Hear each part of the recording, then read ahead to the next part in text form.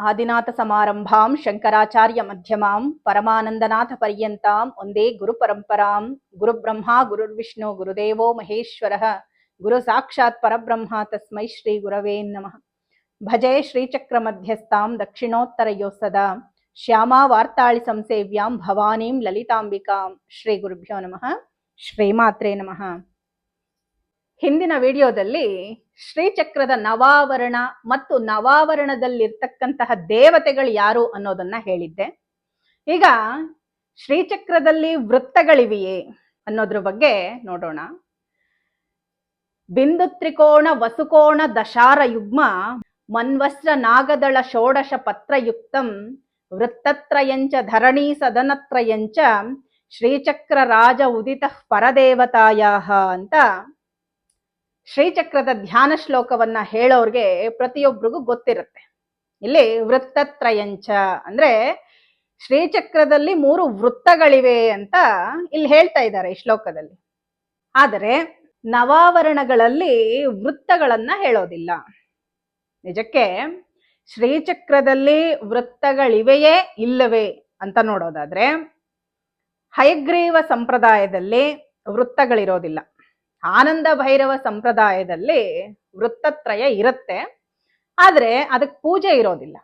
ಇನ್ನು ದಕ್ಷಿಣಾಮೂರ್ತಿ ಸಂಪ್ರದಾಯದಲ್ಲಿ ವೃತ್ತತ್ರಯಕ್ಕೂ ಪೂಜೆ ಇರುತ್ತೆ. ಹಾಗಾದ್ರೆ ವೃತ್ತಗಳು ಎಷ್ಟಿರುತ್ತೆ? ವೃತ್ತತ್ರಯ ಅಂತ ಇದೀವಿ, 3 ಇರುತ್ತೆ ಅಂತ ಸಾಮಾನ್ಯವಾಗಿ ಎಲ್ರಿಗೂ ಗೊತ್ತಿರುತ್ತೆ. ಆದ್ರೆ ಇಲ್ಲಿ ಇನ್ನೂ ವೃತ್ತಗಳಿದೆ ಅಂತ ಕೆಲವೊಂದು ಸಾಕ್ಷಿಗಳು ನಮ್ಗೆ ಹೇಳ್ತಾ ಇದೆ.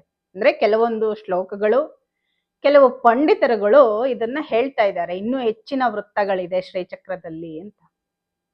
ಇದ್ರೆ ಅವು ಎಲ್ಲಿವೆ ಅಂತ ನೋಡೋದಾದ್ರೆ, ನಾವು ಶ್ರೀಚಕ್ರವನ್ನ ಡ್ರಾ ಮಾಡುವಾಗ ವೃತ್ತವನ್ನ ಬರೆದು ಅದರಲ್ಲಿ ತ್ರಿಕೋನ, ಅಷ್ಟಕೋನ, ದಶಾರ ಯುಗ್ಮ, ಚತುರ್ದಶಾರಗಳನ್ನ ಬರಿತೀವಿ. ಅಂದ್ರೆ ಚತುರ್ದಶಾರದ ಹೊರಗಡೆ ಒಂದು ವೃತ್ತವನ್ನ ನಾವು ಬರಿಬೇಕಾಗತ್ತೆ. ಮತ್ತೆ ನಾವೀಗ ಅಷ್ಟದಳಗಳನ್ನ ಬರಿಬೇಕು. ಅದಕ್ಕೂ ಒಂದು ವೃತ್ತವನ್ನು ಬರೆದು ಅದರಲ್ಲಿ ನಾವು ಅಷ್ಟದಳಗಳನ್ನ ರಚನೆ ಮಾಡಬೇಕಾಗತ್ತೆ. ಎಷ್ಟಾಯ್ತು? 2 ಆಯ್ತು. ಇನ್ನು ಅದರ ಹೊರಗಡೆ ಕೂಡ ಒಂದು ವೃತ್ತವನ್ನು ಬರೆದು ನಾವು ಷೋಡಶ ದಳ ಪದ್ಮವನ್ನ ರಚನೆ ಮಾಡಬೇಕಾಗತ್ತೆ. ಈ ರೀತಿಯಾಗೂ ಕೂಡ ಶ್ರೀಚಕ್ರದಲ್ಲಿ 3 ವೃತ್ತಗಳನ್ನ ನಾವು ನೋಡಬಹುದು. ಇನ್ನು ಗೌಡಪಾದರು, ಶಂಕರ ಭಗವತ್ಪಾದರು, ಲಕ್ಷ್ಮೀಧರರು ಇನ್ನು ಮೊದಲಾದವರು ಹೇಳಿದ ಪ್ರಕಾರ ಶ್ರೀಚಕ್ರದಲ್ಲಿ 3 ವೃತ್ತಗಳಿವೆ. ಆದರೆ ಕೆಲವು ಕಡೆ ಪ್ರತಿ ಆವರಣಗಳಿಗೂ ಒಂದೊಂದು ವೃತ್ತದ ಹಾಗೆ ಶ್ರೀಚಕ್ರದಲ್ಲಿ ಒಟ್ಟು 8 ವೃತ್ತಗಳಿರುತ್ತೆ ಅಂತ ಹೇಳಲಾಗತ್ತೆ. ಇದಕ್ಕನುಗುಣವಾಗಿಯೇ ಮೇರುವನ್ನ ನಾವು ಒಂದ್ಸರಿ ಪರಿಶೀಲನೆ ಮಾಡಿ ನೋಡೋದಾದ್ರೆ ಅದರಲ್ಲಿ 8 ವೃತ್ತಗಳನ್ನ ನಾವು ನೋಡಬಹುದು. ಇನ್ನು ಮುಖ್ಯವಾಗಿ ಶ್ರೀಚಕ್ರದಲ್ಲಿನ ವೃತ್ತಗಳು ಅದರ ತಯಾರಿಯನ್ನ ಸುಲಭ ಮಾಡೋದಕ್ಕಾಗಿ ಏರ್ಪಾಡು ಮಾಡಿದ್ದಾರೆ ವಿನಃ ಬೇರೆ ಅಲ್ಲ. ಆದ್ರೆ ಪಂಡಿತರ ಅಭಿಪ್ರಾಯಗಳನ್ನ ಅನುಸರಿಸಿ ಶ್ರೀಚಕ್ರದಲ್ಲಿ ವೃತ್ತಗಳು 3 ಅನ್ನೋದು ರೂಢಿಯಲ್ಲಿದೆ. ಆದರೆ ಅವು ಎಲ್ಲಿದೆ ಅನ್ನೋದ್ರ ಬಗ್ಗೆ ಬಹಳಷ್ಟು ಭೇದ ಮತ್ತೆ ಭಿನ್ನಾಭಿಪ್ರಾಯಗಳು ಕೂಡ ಇದೆ. ಕೆಲವು ತಂತ್ರಗಳ ಪ್ರಕಾರ 3 ವೃತ್ತಗಳು ಒಂದೇ ಕಡೆ, ಅಂದ್ರೆ ಷೋಡಶದಳ ಪದ್ಮಕ್ಕೆ ಮತ್ತು ಭೂಪುರಕ್ಕೆ ಮಧ್ಯೆ ಇರ್ತವೆ. ಇನ್ನು ಕೆಲವರ ಪ್ರಕಾರ ಭೂಪುರದ ಮಧ್ಯೆ ಒಂದು ಷೋಡಶದಳದ, ಭೂಪುರದ ಮೇಲೆ ಒಂದು ಷೋಡಶದಳದ ಮೇಲೆ, ಒಂದು ಅಷ್ಟದಳ ಪದ್ಮದ ಮೇಲೆ ಒಂದು ವೃತ್ತ ಇರುತ್ತೆ. ಮೊದಲನೇದಾಗಿ ವೃತ್ತಗಳು ಒಂದೇ ಕಡೆ ಇದೆ ಅನ್ನೋದಕ್ಕೆ ಆಧಾರವನ್ನ ನೋಡಿದ್ರೆ ಬಿಂದು ತ್ರಿಕೋಣ ವಸುಕೋಣ ದಶಾರ ಯುಗ್ಮ ಮನ್ವಸ್ತ್ರದಳ ಸಂಯುತ ಷೋಡಶಾರಂ ವೃತ್ತತ್ರಿ ಭೂಪುರಯುತಂ ಪರಿತಶ್ಚತುರ್ಧ್ವ ಶ್ರೀಚಕ್ರಮೇತೆ ಧುರಿತಂ ಪರದೇವತಾಯಾಹ. ಅಂದ್ರೆ ಈ ಶ್ಲೋಕದ ಪ್ರಕಾರ ವೃತ್ತಗಳು 3 ಕೂಡ ಒಂದೇ ಕಡೆ, ಅದು ಕೂಡ ಭೂಪುರಕ್ಕೆ ಮತ್ತೆ ಷೋಡಶದಳಕ್ಕೆ ಮಧ್ಯೆ ಇರುತ್ತೆ ಅಂತ. ಇನ್ನು ಬಿಂದು ತ್ರಿಕೋಣ ವಸುಕೋಣ ದಶಾರ ಯುಗ್ಮ ಮನ್ವಸ್ತ್ರ ನಾಗದಳ ಷೋಡಶ ಪತ್ರಯುಕ್ತಂ ವೃತ್ತತ್ರಯಂಚ ಧರಣೀ ಸದನತ್ರಯಂಚ ಶ್ರೀಚಕ್ರರಾಜ ಉದಿತ ಪರದೇವತಾಯಾಹ ಅಂತ ಹೇಳಿ ಗೌಡ ಭಗವತ್ಪಾದರು ಶುಭಗೋದಯ ಸ್ತುತಿಯಲ್ಲೂ ಕೂಡ ಇದನ್ನೇ ಹೇಳಿದ್ದಾರೆ. ಶಂಕರ ಭಗವತ್ಪಾದರು ಕೂಡ ಸೌಂದರ್ಯ ಲಹರಿಯ 11ನೇ ಶ್ಲೋಕದಲ್ಲಿ ಚತುರ್ಭಿಃ ಶ್ರೀಕಂಠೈಃ ಶಿವಯುವತಿಭಿಃ ಪಂಚಭಿರಪಿ ಪ್ರಭಿನ್ನಾಭಿಃ ಶಂಭೋರ್ ನವಭಿರಪಿ ಮೂಲ ಪ್ರಕೃತಿಭಿಃ ಚತುಶ್ಚತ್ವಾರಿಂಶದ್ ವಸುಧಕಲಾ ಶತ್ರಿವಲಯ ತ್ರಿರೇಖಾಭಿಃ ಸಾರ್ಧಂ ತವ ಶರಣ ಕೋಣ ಪರಿಣತಃ. ಈ ಶ್ಲೋಕದಲ್ಲಿ ವಸುದಳ ಕಲಾಶ್ರತ್ರಿವಲಯ ಅಂತ ಶಂಕರರು ಹೇಳ್ತಾ ಇದ್ದಾರೆ. ಈ ಶ್ಲೋಕದ ಆಧಾರದ ಮೇಲೆ 3 ವೃತ್ತಗಳು ಷೋಡಶ ದಳಕ್ಕೆ ಮತ್ತು ಭೂಪುರಕ್ಕೆ ಮಧ್ಯ ಇದೆ ಅನ್ನೋದು ಗೊತ್ತಾಗುತ್ತೆ. ವೃತ್ತಗಳು 3 ಒಂದೇ ಕಡೆ, ಅದು ಕೂಡ ಷೋಡಶ ದಳಕ್ಕೆ ಮತ್ತು ಭೂಪುರಕ್ಕೆ ಮಧ್ಯ ಇದೆ ಅಂತ ತಿಳಿತಾ ಇದೆ. ಹಾಗೇನೆ ಈ ವೃತ್ತಗಳು ಬೇರೆ ಬೇರೆಯಾಗಿವೆ ಅಂತ ಹೇಳುತ್ತೆ ಪ್ರಪಂಚ ಸಾರ ಸಂಗ್ರಹ. ಅಲ್ಲಿ ಬಿಂದು ತ್ರಿಕೋಣ ಕಾಷ್ಟಾವತಾರ ಯುಗ ಲೋಕಕೋಣ ವೃತ್ತತ್ರಯಂ ವಸುದಳ ವೃತ್ತ ಕಳಾದಳ ವೃತ್ತ ತ್ರಮಹೀಗೃಹಂ ಭಜೆ ಚಕ್ರಂ ಅಂತ ಹೇಳಲಾಗತ್ತೆ. ಇದರ ಪ್ರಕಾರ ಈ ವೃತ್ತಗಳು ಚತುರ್ದಶಾರ ಅಷ್ಟದಳ ಮಧ್ಯೆಯಲ್ಲಿ ಒಂದು, ಅಷ್ಟದಳ ಷೋಡಶ ದಳಗಳ ಮಧ್ಯೆಯಲ್ಲಿ ಒಂದು, ಷೋಡಶ ದಳ ಭೂಪುರದ ಮಧ್ಯದಲ್ಲಿ ಒಂದು ವೃತ್ತ, ಹೀಗೆ ಹೇಳಲಾಗತ್ತೆ. ಹಾಗಾದ್ರೆ ಶ್ರೀಚಕ್ರದಲ್ಲಿ ವೃತ್ತಗಳಿವೆ ಅಂದ್ರೆ ಅವುಗಳಲ್ಲೂ ದೇವತೆಗಳಿರ್ಬೇಕಲ್ವಾ? ಅದರಲ್ಲೂ ಕೂಡ ದೇವತೆಗಳಿದ್ದಾರೆ, ಆದ್ರೆ ಅವರಿಗೆ ಪೂಜೆ ಇಲ್ಲ ಅಷ್ಟೆ. ಇನ್ನು ಪ್ರಥಮ ವೃತ್ತದಲ್ಲಿ 7 ಜನ ದೇವತೆಗಳಿರ್ತಾರೆ. ಅವರು ಯಾರು ಅಂತ ನೋಡೋದಾದ್ರೆ ಶಂಕರಿ, ಇಂದುಶೇಖರಿ, ಅರ್ಧನಾರೀಶ್ವರಿ, ಅಘೋರ ಸ್ವರೂಪಿಣಿ, ಹನದಹನಯನ, ಕೋಲಾಹಲ ಧಾರಿಣಿ, ಭೂರಿಭವ. ಇನ್ನು ದ್ವಿತೀಯ ವೃತ್ತದಲ್ಲಿ 12 ಮಂದಿ ದೇವತೆಗಳಿರ್ತಾರೆ. ಅವ್ರು ಯಾರು ಅಂತ ನೋಡೋದಾದ್ರೆ ನಾರಾಯಣ, ತ್ರಿವಿಕ್ರಮ, ಕೇಶವ, ಮಾಧವ, ಗೋವಿಂದ, ದಾಮೋದರ, ಮಧುಸೂದನ, ವಾಮನ, ಶ್ರೀಧರ, ಹೃಷಿಕೇಶ, ಪದ್ಮನಾಭ, ಕಮಲನಯನ. ಇನ್ನು ತೃತೀಯ ವೃತ್ತದಲ್ಲಿ 12 ಮಂದಿ ದೇವತೆಗಳಿರ್ತಾರೆ. ಅವ್ರು ಯಾರು ಅಂದ್ರೆ ಚತುರ್ಮುಖ, ಚತುರಾನನ, ಚತುರಾಂಗಿ, ಚತುರಶ್ರ, ಚತುರಶ್ರ ಗೇಹಿನಿ, ಚತುರ್ದಶ ಫಲಪ್ರದ, ತ್ರಯೀಮಯಿ, ತ್ರಿಮುಖ ದೇವಿ, ತ್ರಿಕಮಲ, ತ್ರಿರೇಖಾ, ತ್ರಿಗುಣ, ತ್ರಿಮೂರ್ತಿ ದೇವಿ. ಈ ವೃತ್ತಗಳನ್ನ ಆವರಣಗಳಲ್ಲಿ ಸೇರಿಸೋದಿಲ್ಲ. ಅವುಗಳಲ್ಲಿ ದೇವತೆಗಳಿದ್ದರೂ ಕೂಡ ಅವರಿಗೆ ಪೂಜೆ ಇರೋದಿಲ್ಲ. ಆದ್ರಿಂದ ಈ ವಿಷಯದ ಮೇಲೆ ವಾದ ವಿವಾದಗಳನ್ನ ಬಿಟ್ಟು ಗುರು ಸಂಪ್ರದಾಯವನ್ನ ಪಾಲಿಸೋದು ಉತ್ತಮ ಅಂತಲೇ ಹೇಳಬಹುದು. ಇನ್ನು ಮಾನವ ಶರೀರವೇ ಶ್ರೀಚಕ್ರ ಅಂತ ಹೇಳ್ತಾರೆ. ನೀವು ಗಮನಿಸಿರ್ಬೋದು, ನಾವು ಕುತ್ಕೊಂಡ್ರು ಕೂಡ ಒಂದು ಶ್ರೀಚಕ್ರದ ಮೇರುವಿನ ಹಾಗೆ ನಮ್ಮ ಶರೀರ ಕಾಣುತ್ತೆ. ಅಂದ್ರೆ ಮಾನವನ ದೇಹವೇ ಶ್ರೀಚಕ್ರ. ಆದ್ರಿಂದ ಶ್ರೀಚಕ್ರದಲ್ಲಿನ ವಿವಿಧ ಆವರಣಗಳನ್ನ ಮಾನವನ ದೇಹದಲ್ಲಿನ ವಿವಿಧ ಭಾಗಗಳ ಜೊತೆ ಹೋಲಿಸಲಾಗುತ್ತೆ. ಬೈಂದವಂ ಬ್ರಹ್ಮರಂಧ್ರಂಚ ಮಸ್ತಕಂಚ ತ್ರಿಕೋಣಕಂ ಲಲಾಟೇಷ್ಟಾರಂ ಪತ್ರಂಚ ಭ್ರುವೋರ್ಮಧ್ಯೆ ದಶಾರಕಂ ಬಹಿರ್ದಶಾರಂ ಕಂಠೇತು ಮನ್ವಸ್ತ್ರಂ ಹೃದಯಂ ಭವೇತ್ ನಾಭೌ ಚ ವಶುಪತ್ರಂಚ ಕಟ್ಯಾಂ ಷೋಡಶ ಪತ್ರಕಂ ವೃತ್ತತ್ರಯಂಚ ಊರುಭ್ಯಾಂ ಪದ್ಭ್ಯಾಂ ಭೂಪುರತ್ರಯಂ ಅಂತ ಹೇಳ್ತಾ ಇದ್ದಾರೆ. ಅಂದ್ರೆ ಬೈಂದವಂ ಬ್ರಹ್ಮರಂಧ್ರಂಚ, ಇಲ್ಲಿ ಬಿಂದು ಅನ್ನೋದು ನಮ್ಮ ಶರೀರದಲ್ಲಿರ್ತಕ್ಕಂತಹ ಬ್ರಹ್ಮರಂಧ್ರ ಅಂತ. ಮಸ್ತಕಂಚ ತ್ರಿಕೋಣಕಂ, ಮಸ್ತಕವೇ ತ್ರಿಕೋನ. ಲಲಾಟೇಷ್ಟಾರ ಪತ್ರಂಚ ಅಂದ್ರೆ ಲಲಾಟವೇ, ಅಂದ್ರೆ ಲಲಾಟ ಅಂದ್ರೆ ಏನ್ ಹೇಳ್ತಾರೆ, ಹಣೆಯ ಭಾಗವನ್ನ ಅಷ್ಟಕೋನ ಅಂತಲೂ. ಭ್ರುವೋರ್ ಮಧ್ಯೆ ದಶಾರಕಂ ಅಂದ್ರೆ ಭ್ರೂಮಧ್ಯವೇ ಅಂತರ್ದಶಾರ. ಬಹಿರ್ದಶಾರಂ ಕಂಠೇತು, ಇಲ್ಲಿ ಕಂಠ ಅನ್ನೋದೇ ಬಹಿರ್ದಶಾರ. ಮನ್ವಸ್ತ್ರಂ ಹೃದಯಂ ಭವೇತ್ ಅಂದ್ರೆ ಇಲ್ಲಿ ಚತುರ್ದಶಾರ ಅನ್ನೋದೇನಿದೆ ಅದೇ ನಮ್ಮ ಹೃದಯ ಸ್ಥಾನ ಅಂತ. ನಾಭೌಚ ವಸುಪತ್ರಂಚ, ಇಲ್ಲಿ ನಮ್ಮ ನಾಭಿ ಪ್ರದೇಶವೇ ಅಷ್ಟದಳ ಪದ್ಮ.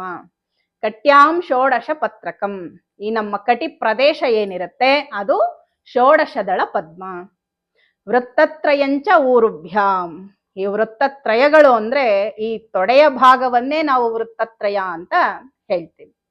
ಪದ್ಭ್ಯಾಂ ಭೂಪುರತ್ರಯಂ, ಇಲ್ಲಿ ಪಾದಗಳೇ ಭೂಪುರ. ಇನ್ನು ಮಾನವನ ಶರೀರದಲ್ಲಿ ಷಟ್ಚಕ್ರಗಳಿವೆ. ಅವು ಎಲ್ಲಿವೆ ಅಂದ್ರೆ ಮೂಲಾಧಾರಂ ಗುದಸ್ಥಾನಂ, ಮೂಲಾಧಾರ ಚಕ್ರ ಗುದಸ್ಥಾನದಲ್ಲಿರುತ್ತೆ. ಸ್ವಾಧಿಷ್ಠಾನಂತು ಮೇಹನಂ, ಸ್ವಾಧಿಷ್ಠಾನ ಚಕ್ರವು ಲಿಂಗಸ್ಥಾನದಲ್ಲಿರುತ್ತೆ. ನಾಭಿಸ್ಥ ಮಣಿಪೂರಾಖ್ಯಾಂ, ಮಣಿಪೂರಕ ಅಂದ್ರೆ ನಾಭಿಸ್ಥಾನದಲ್ಲಿರುತ್ತೆ.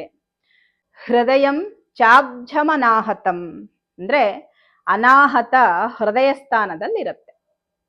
ತಾಲುಮೂಲಂ ವಿಶುದ್ಧಾಖ್ಯಾಂ, ವಿಶುದ್ಧಿ ಚಕ್ರವು ಕಂಠಸ್ಥಾನದಲ್ಲಿರುತ್ತೆ.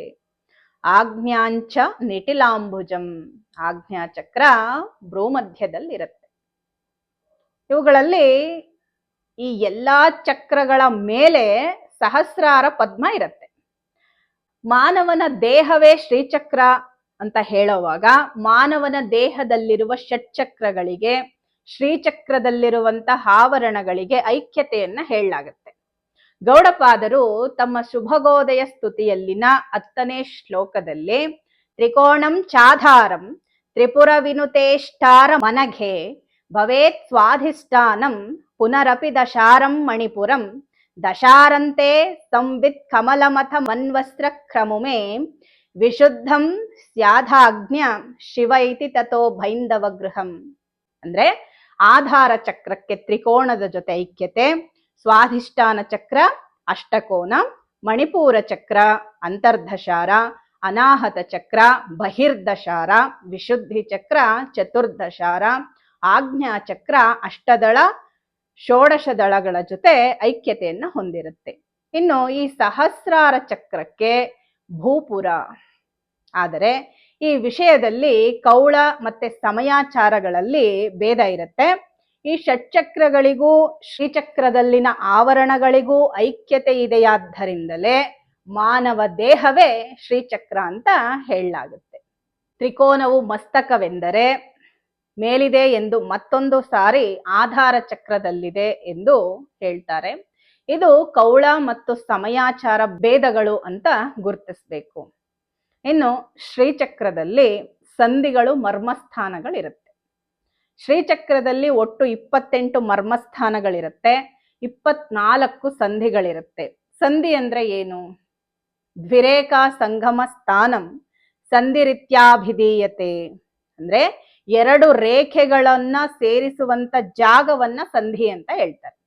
ತ್ರಿರೇಖಾ ಸಂಗಮ ಸ್ಥಾನಂ ಮರ್ಮಂ ಮರ್ಮ ವಿಧೋ ವಿದುಹು. 3 ರೇಖೆಗಳು ಸೇರುವ ಸ್ಥಳವನ್ನ ಮರ್ಮಸ್ಥಾನ ಅಂತ ಹೇಳ್ತಾರೆ. ಇಲ್ಲಿ ಮುಖ್ಯವಾದ ವಿಷಯ ಏನಂದ್ರೆ ಸಂಧಿಗಳು ಮರ್ಮಸ್ಥಾನಗಳು ಶ್ರೀಚಕ್ರದಲ್ಲಿನ ತ್ರಿಕೋನದಲ್ಲಿಯೇ ಇರುತ್ತೆ. ಮನ್ವಸ್ತ್ರ ದ್ವಿದಶಾರ ಅಷ್ಟಕೋನ ವೃತ್ತ ಚತುಷ್ಟಯಂ 28 ಮರ್ಮಾಣಿ 24 ಸಂದಯ. ಅಂದ್ರೆ ಮನ್ವಸ್ತ್ರ, ದಶಾರ ಯುಗ್ಮ, ಅಷ್ಟಕೋನ ಎಂಬ 4 ಚಕ್ರಗಳಲ್ಲಿ 28 ಮರ್ಮಸ್ಥಾನಗಳು, 24 ಸಂಧಿಗಳು ಇರುತ್ತೆ. ಆದರೆ ಶ್ರೀಚಕ್ರವನ್ನ ರಚಿಸಿ ಲೆಕ್ಕ ಹಾಕಿದರೆ ಮರ್ಮಸ್ಥಾನಗಳು 24 ಮಾತ್ರವೇ ಇರುತ್ತೆ. ಆದರೆ ಶಿವಚಕ್ರಗಳಿಗೆ ಸಂಗಮ ಸ್ಥಾನಗಳು ಇಲ್ಲವಾದ್ದರಿಂದ ಅವುಗಳನ್ನ ಕೂಡ ಮರ್ಮಸ್ಥಾನಗಳಂತಲೇ ಲೆಕ್ಕ ಹಾಕ್ಬೇಕಾಗತ್ತೆ. ಆಗ ಮರ್ಮಸ್ಥಾನಗಳು 28 ಆಗುತ್ತೆ. ಕೋನಗಳು ಶ್ರೀಚಕ್ರದಲ್ಲಿ ಶಕ್ತಿ ಚಕ್ರಗಳೆಲ್ಲವೂ ಕೋನಾಕಾರದಲ್ಲೇ ಇರುತ್ತೆ. ಆಗಿದ್ದಾಗ ಶ್ರೀಚಕ್ರದಲ್ಲಿನ ಒಟ್ಟು ಕೋನಗಳೆಷ್ಟು ಅಂದ್ರೆ ತ್ರಿಕೋನದಲ್ಲಿ 3, ಅಷ್ಟಕೋನದಲ್ಲಿ 8, ಚತುರ್ದಶಾರದಲ್ಲಿ 10, ಬಹಿರ್ದಶಾರದಲ್ಲಿ 10, ಮನ್ವಸ್ತ್ರದಲ್ಲಿ 14. ಒಟ್ಟಾರೆ ಸೇರಿ ಶ್ರೀಚಕ್ರದಲ್ಲಿ 45 ಕೋನಗಳಿರುತ್ತೆ. ಇನ್ನು ಬೀಜಾಕ್ಷರಗಳಿರುತ್ತಾ ಶ್ರೀಚಕ್ರದಲ್ಲಿ ಅಂದ್ರೆ ಶ್ರೀಚಕ್ರವು ಕೇವಲ ರೇಖಾ ನಿರ್ಮಿತವಾಗಿರುತ್ತೆ. ಇದರಲ್ಲಿ ದೇವತೆಯ ಹೆಸರಾಗಲಿ ಮಂತ್ರದ ಹೆಸರಾಗಲಿ ಇರೋದಿಲ್ಲ. ಆದರೆ ಬೀಜಾಕ್ಷರಗಳಿವೆಯೇ ಅನ್ನುವಂಥ ಪ್ರಶ್ನೆಗೆ ಇಲ್ಲೂ ಕೂಡ ಸಂಪ್ರದಾಯ ಭೇದಗಳಿರುತ್ತೆ. ಬೀಜಾಕ್ಷರಯುತಂ ಚಕ್ರಂ ಯತೀನಾಂ ಉತ್ತಮೋತ್ತಮಂ ಬೀಜಾಕ್ಷರ ವಿಹೀನಂತೂ ಗೃಹಸ್ಥಾನಾಂ ಪ್ರಶಸ್ತಕಂ. ಅಂದ್ರೆ ಬೀಜಾಕ್ಷರವಿರುವ ಶ್ರೀಚಕ್ರವು ಯತಿಗಳಿಗೆ ಶ್ರೇಷ್ಠವಾದದ್ದು, ಹಾಗೆಯೇ ಬೀಜಾಕ್ಷರಗಳು ಇಲ್ಲದಂತ ಶ್ರೀಚಕ್ರ ಗೃಹಸ್ಥರಿಗೆ ಪ್ರಶಸ್ತವಾದದ್ದು ಅಂತ ಹೇಳ್ತಾರೆ. ಆದ್ರೆ ಇನ್ನೊಂದು ಸಂಪ್ರದಾಯದ ಪ್ರಕಾರ ಬೀಜಂ ವಿನಾತು ನಿರ್ಜೀವಂ ಶವವತ್ಪರಿಕೀರ್ತಿತಂ ಬೀಜಹೀನಂತು ಯಚ್ಚಕ್ರಂ ತಚ್ಚಕ್ರಂ ಸಿದ್ಧಿದಂ ನಚ. ಅಂದ್ರೆ ಬೀಜಾಕ್ಷರವಿಲ್ಲದ ಶ್ರೀಚಕ್ರವು ಪ್ರಾಣವಿಲ್ಲದ ಹಾಗೆ, ಅಂತಹ ಶ್ರೀಚಕ್ರದ ಪೂಜೆಯು ನಿರರ್ಥಕ, ಆ ಪೂಜೆ ಸಿದ್ಧಿಸೋದಿಲ್ಲ. ಇದು ಕೇವಲ ಸಂಪ್ರದಾಯ ಭೇದ ಅಷ್ಟೇ ಆಗಿರುತ್ತೆ. ಈ ರೀತಿ ಭೇದಗಳಿದ್ದಾಗ ನಾವು ನಮ್ಮ ಗುರು ಸಂಪ್ರದಾಯವನ್ನ ಮಾತ್ರ ಪಾಲಿಸಬೇಕು. ಗುರುಗಳ ಆಜ್ಞೆ ಮೇರೆಗೆ ನಾವು ಶ್ರೀಚಕ್ರದ ಅರ್ಚನೆಯನ್ನ ಮಾಡಬೇಕಾಗುತ್ತೆ. ಇನ್ನು ಪ್ರಸ್ತಾರ. ಈಗ ಶ್ರೀಚಕ್ರದಲ್ಲಿನ ಪ್ರಸ್ತಾರಗಳನ್ನ ನೋಡೋದಾದ್ರೆ, ಶ್ರೀಚಕ್ರವಿರುವ ಆಕಾರವನ್ನೇ ಪ್ರಸ್ತಾರ ಅಂತ ಹೇಳ್ತಾರೆ. ಇದು 3 ರೀತಿಯಾಗಿರುತ್ತೆ ಅಂತ ಶ್ರೀವಿದ್ಯಾರ್ಣವ ತಂತ್ರ ಹೇಳುತ್ತೆ. ಪ್ರಸ್ತಾರೋ ತ್ರಿವಿಧಾ ಪ್ರೋಕ್ತಃ ಶ್ರೀಚಕ್ರಸ್ಯ ತಥೇಶ್ವರಿ ಮೇರು ಕೈಲಾಸ ಭೂಸಂಜ್ಞ ಭೇದಾಸ್ಯ ತ್ರಿಧಾ ಭವೇತ್. ಅಂದ್ರೆ ಶ್ರೀಚಕ್ರವು 3 ಪ್ರಸ್ತಾರಗಳಿಂದ ಆಗಿರುತ್ತೆ. ಅವುಗಳಂದ್ರೆ ಭೂಪ್ರಸ್ತಾರ, ಇದು ಚತುರಶ್ರಾಕಾರದ ಹಾಸಿನ ಹಾಗೆ ಇರುತ್ತೆ, ಅಂದ್ರೆ ಒಂದು ಶೀಟ್ ತರ ಇರುತ್ತೆ. ಇದು ಬಂಗಾರ, ಬೆಳ್ಳಿ, ತಾಮ್ರಗಳ ರೇಖುಗಳ ಮೇಲೆ ಅಥವಾ ರೇಷ್ಮೆ ವಸ್ತ್ರ, ಭೂರ್ಜಪತ್ರ, ಕೊನೆಗೆ ನೆಲದ ಮೇಲೆ ಕೂಡ ಶ್ರೀಚಕ್ರವನ್ನ ಬರೆದು ಪೂಜಿಸ್ತಾರೆ. ಇದರಲ್ಲಿ ಯಂತ್ರದ ಉದ್ದ ಮತ್ತು ಅಗಲ ಸಮನಾಗಿರಬೇಕು. ಇನ್ನು 2ನೇದು ಮೇರು ಪ್ರಸ್ತಾರ. ಆವರಣಗಳೆಲ್ಲ ಒಂದರ ಮೇಲೊಂದರಂತೆ ಒಟ್ಟು 9 ಅಂತಸ್ತುಗಳಾಗಿ ಇರುತ್ತೆ. ಇದರಲ್ಲಿ ಯಂತ್ರದ ಉದ್ದ, ಅಗಲ, ಎತ್ತರ ಎಲ್ಲವೂ ಸಮಾನವಾಗಿರುತ್ತೆ. ಇನ್ನು ಕೈಲಾಸ ಪ್ರಸ್ತಾರ, ಇದು ಕೂಡ ಮೇರುವಿನ ಹಾಗೆಯೇ ಇದ್ದು ಇದರಲ್ಲಿ ಉದ್ದ ಮತ್ತು ಅಗಲ ಸಮಾನವಾಗಿದ್ದು ಎತ್ತರ ಮಾತ್ರ ಕಾಲು ಭಾಗ ಮಾತ್ರ ಇರುತ್ತೆ. ಇನ್ನು ಈ ಪ್ರಸ್ತಾರಗಳಲ್ಲಿ ಪ್ರತ್ಯೇಕವೇನೆಂದ್ರೆ, ಮೇರು ಪ್ರಸ್ತಾರಕಂ ಯಂತ್ರಂ ನಿತ್ಯ ತಾದಾತ್ಮ್ಯಕಂ ಸ್ಮೃತಃ ಮಾತೃಕಾಯಾಸ್ತು ಕೈಲಾಸ ಪ್ರಸ್ತಾರಾಖ್ಯ ಸುರೇಶ್ವರಿ ಭೂಪ್ರಸ್ತಾರಂ ಮಹಾದೇವಿ ವಶಿನ್ಯಾತ್ಮಕಮುತ್ತಮಂ. ಅಂದ್ರೆ ಭೂಪ್ರಸ್ತಾರದಲ್ಲಿ ವಶಿನ್ಯಾದಿ ದೇವತೆಗಳ ಅನುಸಂಧಾನ ಅಂತ ಹೇಳಲಾಗುತ್ತೆ. ಮೇರು ಪ್ರಸ್ತಾರದಲ್ಲಿ ಷೋಡಶಿ ನಿತ್ಯೆಯರ ಅನುಸಂಧಾನ ಅಂತ ಹೇಳಲಾಗುತ್ತೆ. ಕೈಲಾಸ ಪ್ರಸ್ತಾರದಲ್ಲಿ ಮಾತೃಕಾ ಅನುಸಂಧಾನವನ್ನ ಹೇಳಲಾಗುತ್ತೆ. ಸನತ್ಕುಮಾರ ಸಂಹಿತೆಯಲ್ಲಿ ಷೋಡಶ ನಿತ್ಯೆಯರು ಇಬ್ಬರಿಬ್ಬರಾಗಿ ವಶಿನ್ಯಾದಿ ದೇವತೆಯರ ಜೊತೆ ಅಷ್ಟಕೋನದಲ್ಲಿ 8 ಕೋನಗಳಲ್ಲಿ ಇರ್ತಾರೆ. ಹಾಗೆ ವಶಿನ್ಯಾದಿ ದೇವತೆಗಳು 8 ಜನ, ಯೋಗಿನಿಯರು 12 ಸೇರಿ 20 ದಶಾರ ಯುಗ್ಮದಲ್ಲಿ ಇರ್ತಾರೆ. ಈ ರೀತಿಯಾದ ವರ್ಗಗಳು 8, ಅಂದ್ರೆ ಅ, ಕ, ಚ, ಟ, ತ, ಪ, ಯ, ಶ. ವಶಿನ್ಯಾದಿ ದೇವತೆಗಳು 8 ಜನ, ನಿತ್ಯೆಯರು 16, ಯೋಗಿನಿಯರು 12 ಸೇರಿ 44 ಮಂದಿ. ಇವುಗಳಲ್ಲಿ ಮಹಾತ್ರಿಪುರ ಸುಂದರಿಯು ಬಿಂದುವಿನಲ್ಲಿದ್ರೆ ಮಿಕ್ಕ 43 ಮಂದಿ 43 ಕೋನಗಳಲ್ಲಿ ಇರ್ತಾರೆ. ಶ್ರೀಚಕ್ರದಲ್ಲಿ ಒಟ್ಟು ಕೋನಗಳು 45. ಆದರೆ ನೆಲದ ಮೇಲೆ ಬರೆದು ನೋಡಿದರೆ ಅಷ್ಟಕೋನಗಳಲ್ಲಿನ 2 ಕೋನಗಳು ತ್ರಿಕೋನದಲ್ಲಿಯೇ ಅಂತರ್ಭಾವವನ್ನ ಹೊಂದುತ್ತೆ. ಆದ್ದರಿಂದ 43 ಕೋನಗಳೇ ಲೆಕ್ಕಕ್ಕೆ ಬರುವಂಥದ್ದು. ಇನ್ನು ಗಂಧಾಕರ್ಷಿಣಿ, ಸ್ಪರ್ಶಾಕರ್ಷಿಣಿ, ರೂಪಾಕರ್ಷಿಣಿ, ರಸಾಕರ್ಷಿಣಿ ಎಂಬ 4 ಮಂದಿ ಆಕರ್ಷಣಾ ದೇವತೆಗಳು ಭೂಪುರದಲ್ಲಿನ 4 ದ್ವಾರಗಳಲ್ಲಿರ್ತಾರೆ. ಇದು ಭೂಪ್ರಸ್ತಾರ. ಇದೇ ವಶಿನ್ಯಾದಿ ದೇವಿಯರ ಅನುಸಂಧಾನ. ಶುಭಾಗಮ ಪಂಚಕದಲ್ಲಿ ಷೋಡಶ ನಿತ್ಯೆಯರ ಪ್ರತಿಪಾದನೆಯನ್ನ ಹೇಳಲಾಗುತ್ತೆ. ಈ ಷೋಡಶ ನಿತ್ಯೆಯರು ಚಂದ್ರವಿದ್ಯೆಯಲ್ಲಿ ಅಂಗಭೂತಗಳು. ಆದರೆ ಚತುಷ್ಷಷ್ಟಿ ತಂತ್ರದಲ್ಲಿ ಚಂದ್ರಜ್ಞಾನ ವಿದ್ಯೆ ಕೂಡ ಹೇಳಲಾಗುತ್ತೆ. ಆದರೆ ಈ ವಿದ್ಯೆಯು ಇಲ್ಲಿ ಕೌಳಾಚಾರದಲ್ಲಿ ಹೇಳಲಾಗುತ್ತೆ. ಇದೇ ಚಂದ್ರಜ್ಞಾನ ವಿದ್ಯೆಯನ್ನ ಶುಭಾಗಮ ಪಂಚಕದಲ್ಲಿ ಸಮಯಾಚಾರದಲ್ಲಿ ಹೇಳಲಾಗುತ್ತೆ. ವಶಿಷ್ಠ ಸಂಹಿತೆಯಲ್ಲಿ ಚಂದ್ರಜ್ಞಾನ ವಿದ್ಯೆಯಲ್ಲಿ ಷೋಡಶ ನಿತ್ಯೆಯರನ್ನ ವಿವರಿಸಲಾಗುತ್ತೆ. ಪರಮೇಶ್ವರಿ ಷೋಡಶ ನಿತ್ಯೆಯರ ಬಗ್ಗೆ ವಿವರಿಸಿರೆಂದು ಪರಮೇಶ್ವರನನ್ನ ಕೇಳಿಕೊಂಡಾಗ ಆಗ ಈಶ್ವರನು ಹೇಳ್ತಾ ಇದ್ದಾನೆ, ಶೃಣುದೇವಿ ಪ್ರವಕ್ಷ್ಯಾಮಿ ನಿತ್ಯಾ ಷೋಡಶಕಂ ತವ ನಕಸ್ಯ ಚಿನ್ಮಯಾಖ್ಯಾತಂ ಸರ್ವತಂತ್ರೇಶು ಗೋಪಿತಂ. ಅಂದ್ರೆ ಓ ಪರಮೇಶ್ವರಿ, ಎಲ್ಲಾ ತಂತ್ರಗಳಲ್ಲಿಯೂ ಗೋಪ್ಯವಾಗಿರುವುದು ಇಲ್ಲಿಯವರೆಗೂ ಯಾರಿಗೂ ಹೇಳದಂತಹ ಷೋಡಶಿ ನಿತ್ಯೆಯರ ಬಗ್ಗೆ ಹೇಳುತ್ತೇನೆ ಕೇಳು ಅಂತ ಹೇಳ್ತಾರೆ.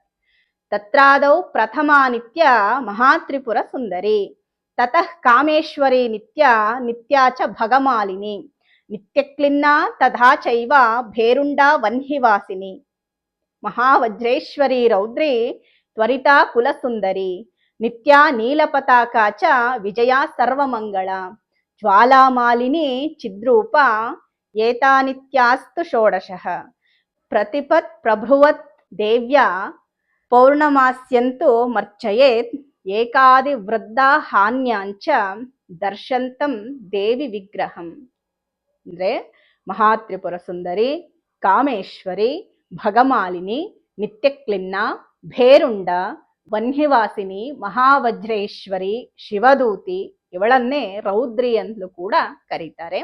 ತ್ವರಿತ, ಕುಲಸುಂದರಿ, ನಿತ್ಯ, ನೀಲಪತಾಕ, ವಿಜಯ, ಸರ್ವಮಂಗಳ, ಜ್ವಾಲಾಮಾಲಿನಿ, ಚಿತ್ರ. ಈ ಚಿತ್ರನ ಚಿದ್ರೂಪ ಅಂತಲೂ ಕರೀತಾರೆ. ಪಾಡ್ಯಮಿಯಿಂದ ಪೌರ್ಣಮಿಯವರೆಗೂ ಇವರನ್ನ ಅರ್ಚಿಸಬೇಕು. ಇನ್ನು ಭೂಪ್ರಸ್ತಾರವು 2 ವಿಧಗಳಾಗಿರುತ್ತೆ.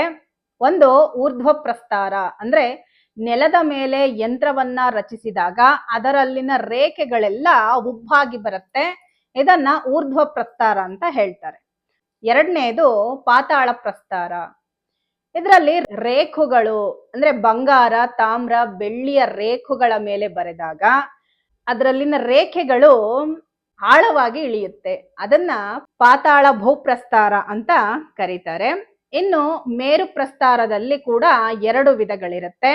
ಒಂದು ಅರ್ಧ ಮೇರು, ಇದರಲ್ಲಿ ಅಷ್ಟದಳಗಳವರೆಗೂ ಅಂದ್ರೆ 3 ಆವರಣಗಳು ಮಾತ್ರವೇ ಅಂತಸ್ತುಗಳಾಗಿದ್ದು ನಂತರದ ಕೋನಗಳೆಲ್ಲವೂ ಹಾಸಿನ ಆಗಿರುತ್ತೆ.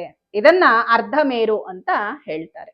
ಇನ್ನು ಪೂರ್ಣ ಮೇರು ಅಂದ್ರೆ ಇದರಲ್ಲಿ ಒಟ್ಟು 9 ಆವರಣಗಳು ಕೂಡ ಅಂತಸ್ತುಗಳಾಗಿಯೇ ಇರುತ್ತೆ. ಈ ಪೂರ್ಣ ಮೇರುವಿನಲ್ಲಿ ಮತ್ತೆ 2 ವಿಧಗಳಿರುತ್ತೆ. ಒಂದು ಊರ್ಧ್ವದಳ, ಇದರಲ್ಲಿ ಅಷ್ಟದಳಗಳು ಮತ್ತು ಷೋಡಶ ದಳಗಳು ಮೇಲ್ಮುಖವಾಗಿರುತ್ತೆ.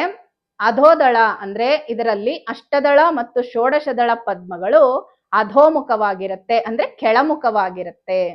ಈ ಅಧೋದಳವು ಸಂಸಾರದ ಲಂಪಟದಲ್ಲಿ ಸಿಲುಕಿಕೊಂಡ ಲೌಕಿಕರಿಗೆ, ಊರ್ಧ್ವದಳವು ಜ್ಞಾನಿಗಳಿಗೆ ಪ್ರತೀಕ ಅಂತ ಹೇಳ್ತಾರೆ.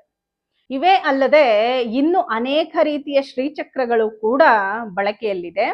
ಅದರಲ್ಲಿ ಭೂಪ್ರಸ್ತಾರದಲ್ಲಿ 12 ದಳಗಳಿರುವ ಚಕ್ರ, ಅಂದ್ರೆ ಅಷ್ಟದಳ ಷೋಡಶ ದಳಗಳ ಮಧ್ಯೆ 12 ದಳ ಇರ್ತಕ್ಕಂತಹ ಶ್ರೀಚಕ್ರವೂ ಕೂಡ ಇರುತ್ತೆ. ಇದು ದ್ವಾದಶಾದಿತ್ಯರಿಗೆ ಪ್ರತೀಕ ಅಂತ ಹೇಳ್ತಾರೆ. ಇನ್ನು ಭೂಪ್ರಸ್ತಾರದಲ್ಲಿ 32 ದಳಗಳಿರುವಂತಹ ಚಕ್ರ ಕೂಡ ಇರುತ್ತೆ. ಇವು ಭೂಪುರದ ನಂತರ ಇರುತ್ತೆ. ಇವುಗಳ ಮೇಲೆ ಷೋಡಶ ದಳ ಇರುತ್ತೆ. ಷೋಡಶಿ ಮಹಾಮಂತ್ರದಲ್ಲಿನ ಶಿವಶಕ್ತಿ ಸ್ವರೂಪಗಳಿಗೆ ಈ 32 ದಳಗಳು ಪ್ರತೀಕ ಅಂತ ಹೇಳಲಾಗುತ್ತೆ. ಇನ್ನು ಕೂರ್ಮ ಪ್ರಸ್ತಾರ, ಇದರಲ್ಲಿ ಮೇರುವು ಕೂರ್ಮದ ಮೇಲಿರುತ್ತೆ. ವೈಷ್ಣವರು ಇದನ್ನ ಅರ್ಚನೆ ಮಾಡ್ತಾರೆ. ಶಿವಕಾಮೇಶ್ವರ ಶ್ರೀಚಕ್ರ ಇರುತ್ತೆ. ಶಿವಲಿಂಗದ ಮೇಲೆ ಮೇರುವನ್ನ ಕೆತ್ತಿರ್ತಾರೆ. ಇದನ್ನ ಶೈವರು ಪೂಜಿಸ್ತಾರೆ. ಇನ್ನು ವಿಶೇಷವಾಗಿ ವಿಶಾಖಪಟ್ಟಣದ ಕನಕ ಮಹಾಲಕ್ಷ್ಮಿ ಆಲಯದಲ್ಲಿ ಅಮ್ಮನವರ ಎದುರುಗಡೆ ಶಿಲಾ ನಿರ್ಮಿತವಾದಂತಹ ಶ್ರೀಚಕ್ರ ಇರುತ್ತೆ. ಅದನ್ನ ಮಂಡೂಕ ಪ್ರಸ್ತಾರವೆಂದು ಕರೀತಾರೆ. ಆದರೆ ಶಕ್ತಿ ಸಂಗಮ ತಂತ್ರದಲ್ಲಿ ಕೈಲಾಸಾಖ್ಯಸ್ತು ಪ್ರಸ್ತಾರೋ ದ್ವಿವಿಧ ಪ್ರಕೀರ್ತಿತಃ, ಅರ್ಧ ಕೈಲಾಸ ಸಂಜ್ಞಸ್ತು ಪೂರ್ಣ ಕೈಲಾಸ ಕಸ್ತಥ. ಅಂದ್ರೆ ಕೈಲಾಸ ಪ್ರಸ್ತಾರವು ಅರ್ಧ ಕೈಲಾಸ, ಪೂರ್ಣ ಕೈಲಾಸ ಅನ್ನೋ 2 ವಿಧಗಳಾಗಿ ಇರುತ್ತೆ. ಆದರೆ ಅರ್ಧ ಕೈಲಾಸದ ಚಿತ್ರಗಳು ಎಲ್ಲೂ ಕೂಡ ನಮ್ಗೆ ಸಿಗೋದಿಲ್ಲ. ಈ ರೀತಿಯಾಗಿ ಶ್ರೀಚಕ್ರದಲ್ಲಿ ಅನೇಕ ಪ್ರಸ್ತಾರಗಳಿರುತ್ತೆ. ಮತ್ತೆ ಹೀಗೆ ಅನೇಕ ರೀತಿಯ ಶ್ರೀಚಕ್ರಗಳಿದ್ದಾವಲ್ಲ, ಯಾವ ರೀತಿಯ ಶ್ರೀಚಕ್ರವನ್ನ ನಾವು ಪೂಜಿಸ್ಬೇಕು ಅನ್ನುವಂಥ ಪ್ರಶ್ನೆ ಎಲ್ರಿಗೂ ಬರುತ್ತೆ. ಆ ಸಂದರ್ಭದಲ್ಲಿ ಗುರು ಸಂಪ್ರದಾಯವನ್ನ ಪಾಲಿಸಬೇಕು. ಅಂದರೆ ಗುರುಗಳು ಯಾವ ರೀತಿಯ ಶ್ರೀಚಕ್ರವನ್ನ ಅರ್ಚಿಸಬೇಕು ಅಂತ ಹೇಳ್ತಾರೋ ಅದನ್ನ ಮಾತ್ರವೇ ಪೂಜಿಸಿ ಅರ್ಚಿಸಬೇಕು. ಆದ್ರಿಂದಲೇ ಹೇಳೋದು, ಶ್ರೀಚಕ್ರವನ್ನ ಕೆಲವರು ಹೇಳ್ತಾರೆ, ಅಮ್ಮ ನಾವೇ ತಗೊಂಡ್ ಬಂದು ಇಟ್ಕೊಂಡಿದ್ದೀವಮ್ಮ ಅಂಗಡಿಯಿಂದ ಅಂತ ಹೇಳಿ. ಶ್ರೀಚಕ್ರ ತರುವಾಗ ಪ್ರತಿಯೊಂದನ್ನು ಯೋಚನೆ ಮಾಡಿ ಗೃಹಸ್ಥರು ಯಾವ ರೀತಿಯ ಚಕ್ರವನ್ನ ಇಟ್ಕೋಬೇಕು ಇದನ್ನೆಲ್ಲ ಗುರುವಿನ ಬಳಿ ಕೇಳಿ ತಗೊಂಡ್ ಬರ್ಬೇಕು. ಶ್ರೀಚಕ್ರ ಪೂಜೆ ಮಾಡಬೇಕು ಅಂತ ಬಹಳಷ್ಟು ಜನಕ್ಕೆ ಆಸೆ ಇರುತ್ತೆ. ಅವರೆಲ್ಲ ಮೊದಲು ಸದ್ಗುರುವಿನಿಂದ ಮಂತ್ರ ಗ್ರಹಣವನ್ನ ಮಾಡಿ ಆ ನಂತರ ಶ್ರೀಚಕ್ರ ಪೂಜೆ ಮಾಡೋದು ಬಹಳ ಉತ್ತಮ ಅಂತ ಹೇಳ್ತೀನಿ. ಯಾಕೆ ಅಂದ್ರೆ ಶ್ರೀಚಕ್ರದ ಮಂತ್ರವು ಯಾವುದು ಅನ್ನೋದೇ ಕೆಲವ್ರಿಗೆ ಗೊತ್ತಿರೋದಿಲ್ಲ. ಕೆಲವ್ರು ಧ್ಯಾನ ಶ್ಲೋಕ ಹೇಳ್ಕೊಳ್ಳಿ ಅಮ್ಮನವ್ರ ಜೊತೆ ಕನೆಕ್ಟ್ ಆಗ್ಬಿಡ್ತೀರಾ ಅಂತ ಹೇಳ್ತಾರೆ. ಇವಾಗ ದೇವಿಯ ಸೂಕ್ಷ್ಮ ರೂಪ ಮಂತ್ರವಾದ್ರೆ ದೇವಿಯ ಸ್ಥೂಲ ರೂಪವೇ ಯಂತ್ರ ಆಗಿರುತ್ತೆ. ಅಂದ್ರೆ ಮಂತ್ರ, ಯಂತ್ರ, ತಂತ್ರ. ಅಂದ್ರೆ ಆ ಮಂತ್ರದಿಂದ ಯಂತ್ರಕ್ಕೆ ನಾವು ಕೆಲವೊಂದು ತಂತ್ರಗಳನ್ನ ಪ್ರಯೋಗ ಮಾಡಿ ಪೂಜೆ ಮಾಡೋದ್ರಿಂದ ಸಂಪೂರ್ಣವಾದ ಭಗವತಿಯ ಅನುಗ್ರಹ ಮತ್ತೆ ಆ ಪೂಜಾ ಫಲ ನಮಗೆ ಸಿಗುತ್ತೆ. ಹಾಗಾಗಿ ಮೊದಲು ಮಂತ್ರಗ್ರಹಣವಾದ ನಂತರ ಆ ಪರಂಪರೆಯಿಂದಲೇ ಶ್ರೀಚಕ್ರವನ್ನ ಇಟ್ಕೊಳ್ಳೋದು ಬಹಳ ಶ್ರೇಷ್ಠ ಅಂತಲೇ ಹೇಳ್ಬೋದು. ಯಂತ್ರಗಳಲ್ಲೆಲ್ಲ ಶ್ರೇಷ್ಠವಾದದ್ದು ಮತ್ತು ಯಂತ್ರ ರಾಜ ಅಂತ ಕರೆಸ್ಕೊಳ್ತಕ್ಕಂಥದ್ದು ಶ್ರೀಯಂತ್ರ. ಮಂತ್ರಗಳಲ್ಲಿ ಮಹಾಮಂತ್ರ ಅಂತ ಹೇಳಿದ್ರೆ ಅದು ಮಹಾಷೋಡಶಿ ಮಂತ್ರ. ಈ ಮಹಾಷೋಡಶಿ ಮಂತ್ರದಲ್ಲಿರ್ತಕ್ಕಂತಹ ಬೀಜಾಕ್ಷರಗಳು ಇನ್ಯಾವ ಮಂತ್ರದಲ್ಲೂ ಇರೋದಿಲ್ಲ ಅಂತ ಹೇಳ್ತಾರೆ. ಇನ್ನು ದೇವತೆಗಳಲ್ಲೆಲ್ಲ ಪರಬ್ರಹ್ಮ ಸ್ವರೂಪಿಣಿಯಾದ ಮಹಾತ್ರಿಪುರ ಸುಂದರಿ ಬಹಳ ಉತ್ಕೃಷ್ಟವಾದ ದೇವತೆ. ಈ ಮೂರರ ಅನುಸಂಧಾನವೇ ಶ್ರೀವಿದ್ಯಾ. ಯಾರು ಶ್ರೀವಿದ್ಯೆಯಲ್ಲಿ ಆಸಕ್ತಿಯನ್ನು ಹೊಂದಿದ್ದೀರಿ ಅವರು ಶ್ರೀಚಕ್ರದ ಬಗ್ಗೆ, ಪರಮೇಶ್ವರಿಯ ಬಗ್ಗೆ ಸಂಪೂರ್ಣವಾಗಿ ಮೊದಲು ತಿಳ್ಕೊಂಡು ಆ ನಂತರ ನಿಮಗೆ ಆ ಪರಮೇಶ್ವರಿಯೇ ಸದ್ಗುರುವಿನ ಹತ್ರ ಹೋಗೋ ಅಂತ ದಾರಿಯನ್ನ ನಿಮಗೆ ತೋರಿಸ್ತಾಳೆ. ಶ್ರೀಚಕ್ರ ಆರಾಧಕರೆಲ್ಲರೂ ಶ್ರೀಚಕ್ರದ ಬಗ್ಗೆ ಸಂಪೂರ್ಣವಾದ ಮಾಹಿತಿಯನ್ನ ತಿಳ್ಕೊಳ್ಳಿ ಅನ್ನೋ ಉದ್ದೇಶದಿಂದ ಈ ವಿಡಿಯೋವನ್ನ ಮಾಡಿದ್ದೇನೆ. ನನಗೂ ತಿಳಿಯದಂತಹ ವಿಷಯಗಳು ಇದರಲ್ಲೇನಾದ್ರೂ ತಪ್ಪಾಗಿ ನಾನು ಹೇಳಿದ್ರೆ ನನ್ನ ಗಮನಕ್ಕೆ ತರಬೇಕು ಅಂತ ಕೇಳ್ಕೊಳ್ತೀನಿ. ಏನೇ ಇದ್ರೂ ಕಮೆಂಟ್ ನಲ್ಲಿ ತಿಳಿಸಿ. ಎಲ್ಲರಿಗೂ ಪರಮೇಶ್ವರಿ ಸನ್ಮಂಗಳಗಳನ್ನುಂಟು ಮಾಡ್ಲಿ. ಲೋಕ ಸಮಸ್ತ ಸುಖಿನೋ ಭವಂತು, ಸಮಸ್ತ ಸನ್ಮಂಗಳಾನಿ ಭವಂತು.